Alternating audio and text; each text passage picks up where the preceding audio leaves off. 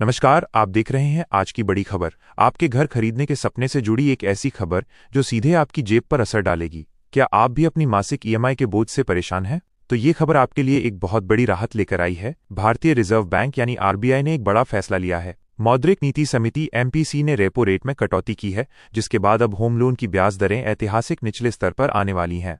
यह कटौती कितनी बड़ी है? जानकारों का मानना है कि ब्याज दरें गिरकर मात्र 7.1% तक आ सकती हैं। इसका सीधा मतलब है आम आदमी की बल्ले बल्ले और आपकी हर महीने की ईएमआई में अच्छी खासी बचत। आइए इस फैसले को विस्तार से समझते हैं। आरबीआई ने रेपो रेट में 25 आधार अंकों बेसिस पॉइंट्स की कटौती की है। इस कटौती के बाद रेपो रेट अब घटकर 5.25% पर आ गया है। जब बैंकों को कम दर पर पैसा मिलेगा तो वे आगे ग्राहकों को भी सस्ता लोन देंगे। वर्तमान में कई बड़े बैंक जैसे union bank, bank of India और बैंक ऑफ महाराष्ट्र 7.35% की दर पर होम लोन दे रहे हैं। मार्केट एक्सपर्ट्स का अनुमान है कि यह दर जल्द ही 7.1% तक नीचे आ सकती है। ये उन लाखों लोगों के लिए एक बड़ी राहत है जो अपना पहला घर खरीदने की योजना बना रहे हैं या जो पहले से ही अपने लोन की किस्तें चुका रहे हैं।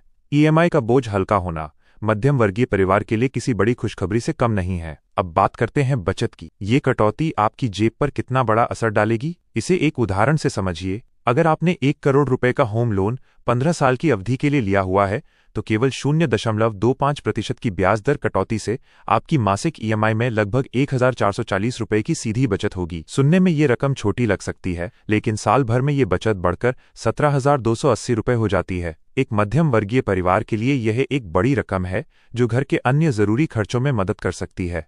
हालांकि 7.1% की ब्याज दर का लाभ तुरंत और पूरी तरह से नए ग्राहकों को देने के लिए बैंकों को कुछ चुनौतियों का सामना करना पड़ सकता है। बैंकर्स का कहना है कि इतनी कम दर पर लोन देने के लिए उन्हें अपनी जमा दरों डिपॉजिट रेट्स में भी भारी कटौती करनी पड़ेगी। जब तक डिपॉजिट रेट कम नहीं होते, बैंकों के मुनाफे नेट इंटरेस्ट मार्जिन्स पर दबाव देखने को मिल सकता है। इसके अलावा अगर बैंक अपने बेंचमार्क रेट के ऊपर लगने वाले स्प्रेड में बदलाव करते हैं तो स्थिति थोड़ी जटिल हो सकती है।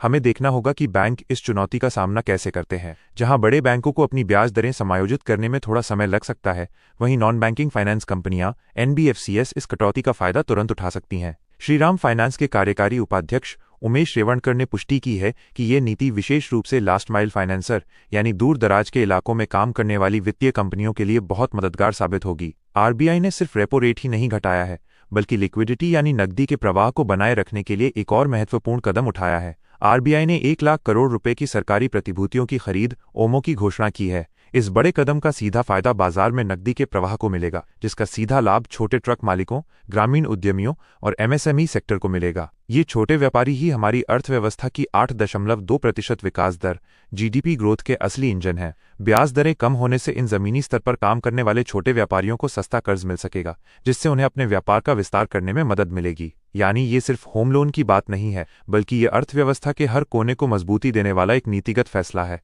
तो संक्षेप में कहें, आरबीआई का यह कदम न केवल घर खरीदारों के लिए एक बड़ी राहत है, बल्कि ये अर्थव्यवस्था में निवेश और मांग को बढ़ावा देने वाला एक महत्वपूर्ण प्रोत्साहन भी है। आने वाले हफ्तों में हम बैंकों को उनकी ब्याज दरों में कटौती करते हुए देखेंगे। हमें ये देखना होगा कि बैंक इस फैसले का लाभ ग्राहकों तक कितनी जल्दी और पूरी तरह से पहुंचाते हैं। इस बड़े फैसले से जुड़ी हर अपडेट के लिए जुड़े रहिए हमारे साथ। धन्यवाद और देखते रहिए आज की बड़ी खबर।